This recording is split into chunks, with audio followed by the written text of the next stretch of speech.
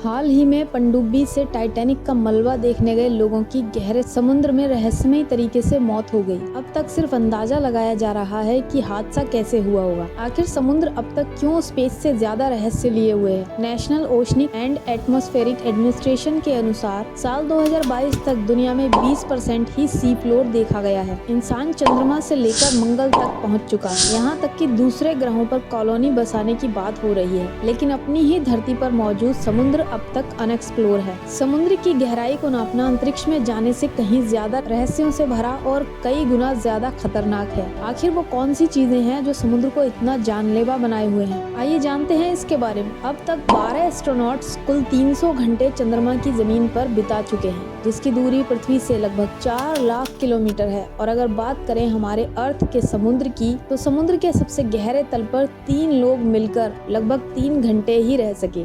समुद्र की इस गहराई को चैलेंजर डीप कहते हैं। समुद्र की एवरेज गहराई लगभग 12,000 फीट है। वहीं इसके सबसे गहरे हिस्से को चैलेंजर डीप कहते हैं। ये जगह प्रशांत महासागर के नीचे मरियाना ट्रेंच के दक्षिण छोर पर है।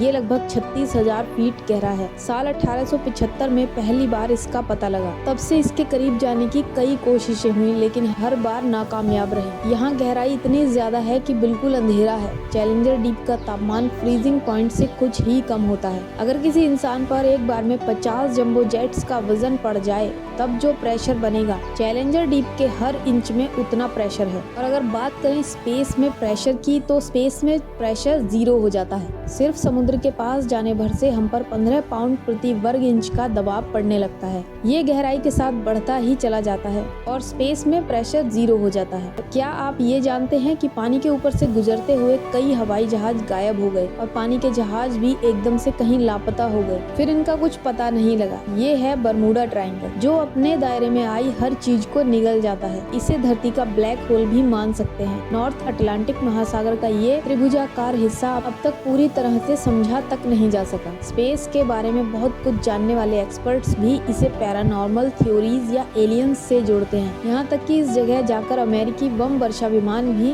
रहस्यमय तरीके से गायब हो गए। इसके बाद इस जगह को डेविल्स ट्रायंगल नाम दिया गया।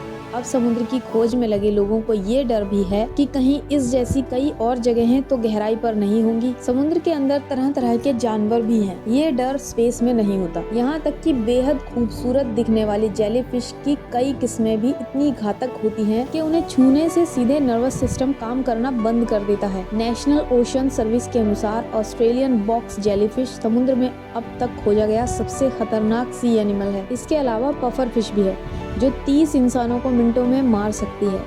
इनके जहर की अब तक कोई काट नहीं मिल सकी। समुद्र के अंदर मलबों का एक पूरा देश बसा हुआ है। हाल में हादसों का शिकार हुई पनडुब्बी टाइटैनिक जहाज के मलबे को देखने गई हुई थी। ये अकेला जहाज नहीं, बल्कि हजारों सालों में पता नहीं कितने जहाज समुद्र की गहराई में समा चुके हैं। समुद्र के तल पर 3 मिलियन से भी ज्यादा जहाजों का मलबा जमा होगा। ये अपने आप में खतरनाक है। इसमें फंसकर तकनीकी रूप से अच्छे जहाज भी खत्म हो सकते हैं। समुद्र में अगर बिजली गिरी तो ये बहुत ही भयानक हो सकता है। पानी कंडक्टर का काम करता है और बिजली अपने आसपास की हर चीज को खत्म कर देती है। समुद्री पानी में कई तरह के बैक्टीरिया होते हैं।